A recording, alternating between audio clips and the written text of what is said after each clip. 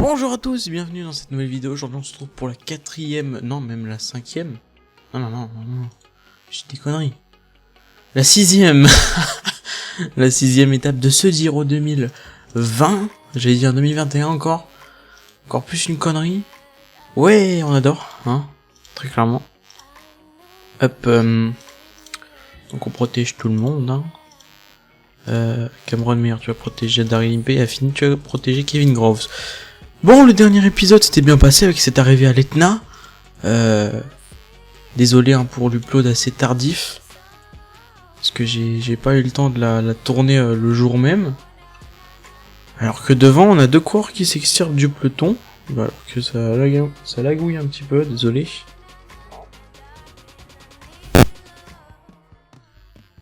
Voilà. Donc, on a deux coureurs qui sont partis à l'avant de ce peloton. On a Van der Horn pour la team Jumbo-Visma, on a Fiorelli, l'italien, pour la team Bardiani, et derrière on a trois hommes, Van Hoek pour la team Lotto, Battistella, l'ancien meilleur grimpeur des premières étapes, le grimpeur italien de la... le puncher italien de la NTT, et le dernier c'est Søren Kragh Andersen, non peut-être pas.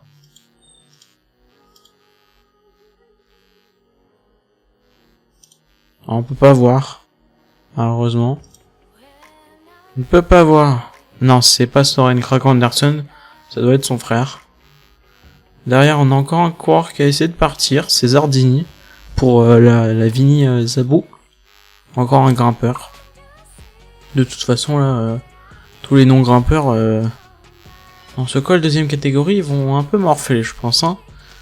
On a encore des coureurs qui essayent de partir. Ça laisse encore partir du côté du peloton. Donc derrière Zardini, on retrouve trois coureurs. Benjamin Thomas Warbase, et Restrepo. C'est trois coureurs qui tentent de rallier l'échappée de 6 devant. Qui ont été rejoints par deux autres coureurs aussi. Donc on retrouve deux coureurs de la Groupama FDJ, donc Bruno Amireille et Carboni, qui ont rejoint ce groupe de contre, qui vont bientôt reprendre cette échappée matinale. À peu près 100 km de l'arrivée, voilà, on arrive dans les 100 derniers. On arrive bientôt au sprint intermédiaire.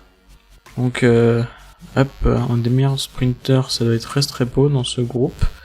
Et aussi en Kragh Andersen, ou même Van der Horn, et même Battistella en fait. Ouais, c'est des bons coureurs. Hein. De toute façon, qui fait un grand tour est un bon coureur. Hein. Alors que dans le peloton, ouais, tout le monde est calme. Il se passe rien, on a juste... mince, on a Daryl Impey. Hop, devant, ils arrivent. Alors que, oui. Jack Bauer, tu peux protéger notre ami Simon Yates. Et devant, non, ils ne font pas sprint, ok. D'accord, Simon Yates, du coup, qui garde encore son maillot de meilleur sprinter. Avec pas mal de points sur Wokemolema et surtout sur les sprinters, hein. Donc c'est pas mal. On va demander à Kevin Groves avant la montée d'aller chercher les bidons. On rappelle qu'il est pas bon en montée, hein, donc il va sûrement se faire lâcher notre jeune sprinter de la team, de notre team Chetton Scott. Allez, à 75 km de l'arrivée, on commence à arriver dans le Portella Andrade. Donc aujourd'hui l'étape qui relie Catania à Villefranca Tirreno. Une étape vallonnée de 124 km. Hein. Parfait. À l'arrivée de ce Portella Andrade, on aura 40 points. Il est à 69 km. Il commence à 69 km de l'arrivée. Donc 69,9. Donc dans 1 km, ils vont commencer la montée. Et voilà, on arrive dans le Portella Andrade. À moins que non.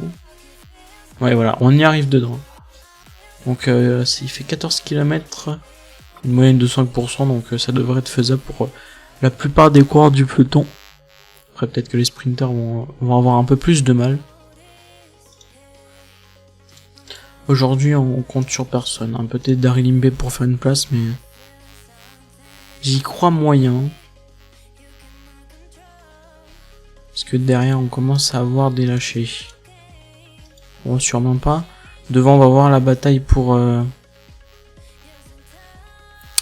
pour les points. 5 km du sommet, attention. On a les premiers lâchés de cette échappée, c'est Zardini. Avec Van der Horne, Crack Anderson qui craque à son tour. Bizarre de voir Zardini lâcher. Baptiste est là aussi lâché du groupe. Fiorelli qui roule avec Carboni, hein, donc les deux coureurs de la Bardiani qui sont bien apparemment. Maintenant c'est Benjamin Thomas, hein, le champion de France de contre-la-montre qui lâche à son tour pour la Groupama FDJ. Et voilà l'attaque de la River Base pour aller prendre les points, suivi par Restrepo et Amireille en groupe de contre avec Van Hook et Carboni. Hein. Derrière c'est fini, donc ils vont jouer les points à 5. On va voir les plus forts de cette échappée. Qui va aller prendre les points hein. On voit que Restrepo c'est déjà fini pour lui. Hein. Ah, moi qu'il en a un peu encore dans la pédale. Ah, quoique la River Base ça a l'air très fort. Hein.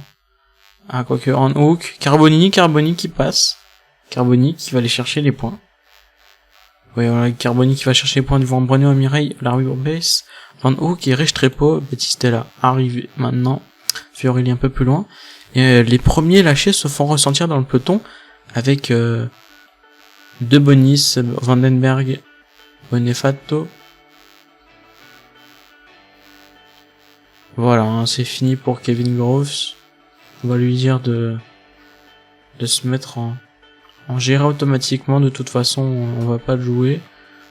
Et voilà, hein, on voit déjà que certains coureurs se font lâcher de ce peloton. On voit Viviani, donc le frère de Elia. Nordgaard, Jorgensen, mais ils vont arriver un peu plus loin, hein, quand même. Bon, Affini, on s'en fiche un petit peu d'Affini. Hop, 82e après 15 minutes. Viviani va pouvoir rallier ce groupe. Attention, on a un groupe de 22 coureurs qui vient d'être lâché. On n'a pas de leader apparemment dedans. Ouais, on a Simon... Non, on n'a pas... On a... je dis toujours Simon Clark alors que c'est pas le bon. On a quand même Ben Gastover, enfin... Des coureurs qu'on a vus dans les premières échappées de ce Giro. Avec... oui. On a Zardini, le premier homme de l'échappée matinale qui va être rattrapé par le peloton. Et devant, est-ce que l'échappée s'est reformée hein, ils sont 5 maintenant.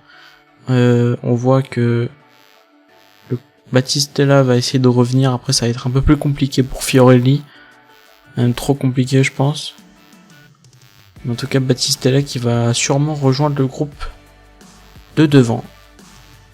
Et, on voit Kevin Groves qui ne roule pas. Hein.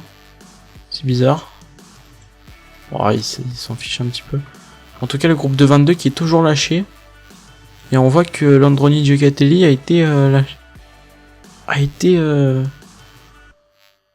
piégé, hein, presque toute l'équipe là. Et derrière, ça commence à être difficile pour certains coureurs. On voit Fiorelli qui ne rentrera pas sur l'échappée, tout comme Battistella, et du coup on retrouve plus que 5 hommes à la tête de l'étape. Dans ce groupe d'échappée, Bruno Mireille pour la Groupama FDJ, Carboni pour la Bardiani, Van Hook pour la Lotto, Warbase pour la G2R et Restrepo pour la Landroni Gioccatelli. Voilà, on arrive à 2 km hein, du sprint. Bon, personne ne va le jouer, je pense. Voilà, on voit Carboni qui va rouler, il va prendre quelques points sûrement. Donc il va se pousser avant.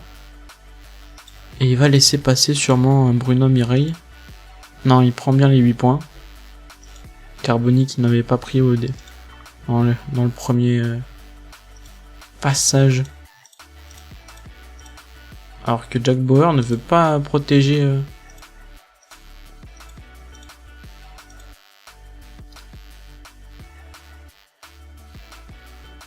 Il ne veut pas protéger Simon Yates, hein, avec son maillot de leader du classement général. De toute façon, il est très fort. Hein, il est en pic de forme sûrement, notre coureur britannique, alors qu'on arrive à 10 km de l'arrivée. Et j'avais pas vu ça. Ça, je n'avais pas vu. Bon, Jack Cake, ça va être compliqué, mais pas pour moi. Du coup, on va créer un train de km/h. De km/h. Oh là là. Je suis fatigué. Hop, on va dire de Cameron Mer derrière Daryl Impey et Simon Yates. Voilà. Au pire, on dira à Simon Yates de rouler pour notre ami Daryl Impey au cas où. La Jack Bauer qui roule à l'avant de ce peloton et on est à plus de 5 minutes là. Hein. Je vois pas pourquoi on roulera en fait. Hein. Devant, ça va jouer la victoire. Hein. Après de 5 km de l'arrivée. Et non, on va suivre ça, il faudra faire bien attention. Alors que ça essaye d'attaquer derrière. Il faut... C'est Yon Izagirre, le 14e du général, suivi par Max Soler et par Ryan Mullen. Hop. Alors que devant, on voit des coureurs qui vont arriver à 1 km de l'arrivée. Hop, on arrive aux 5 derniers. J'ai dit on arrive aux 5 derniers, du coup on va prendre le gel. Voilà. Devant, c'est qui va aller s'imposer? C'est qui? C'est Restrepo? Ouais, Restrepo a l'air très fort. Hein. Restrepo, vainqueur du jour pour l'échappée. Devant Larry Warbase et Van Hook. Voilà, belle fin d'étape pour l'échappée qui vient s'imposer sur cette 6ème étape de ce Giro 2020. Première échappée victorieuse durant ce Giro même. Allez, voilà. Maintenant, lance Cameron Meyer. On voit les leaders ici. De toute façon, maintenant, on n'a plus rien à jouer, nous. Hein. On va juste essayer de créer des cassures. Hop, voilà, on va dire à tout le monde de sprinter. De toute façon, Daryl Impey va rien faire. Ou à moins que non. On voit que Simon Yates est très bien aussi. Hein, il va faire une place. Voilà, petit top 10 pour Daryl Impey devant Simon Yates. Hein. Voilà. De toute façon, c'était l'échappée aujourd'hui la plus forte. On voit tous nos coureurs ici, mais est-ce qu'on a des leaders de lâcher hein? Filippo Ganna, non. On a Damiano Caruso là, hein, qui venait de passer la ligne. Derrière, est-ce qu'on a encore un coureur? Non. Bon, les derniers de ce jour vont arriver. Voilà, le dernier groupe. Van den Berg va finir dernier. Belle victoire pour Jonathan Restrepo, le coureur colombien de l'Androni Giocattoli, qui vient s'imposer aujourd'hui sur cette 6ème étape de ce Giro. Et nous on se retrouve demain pour une nouvelle étape.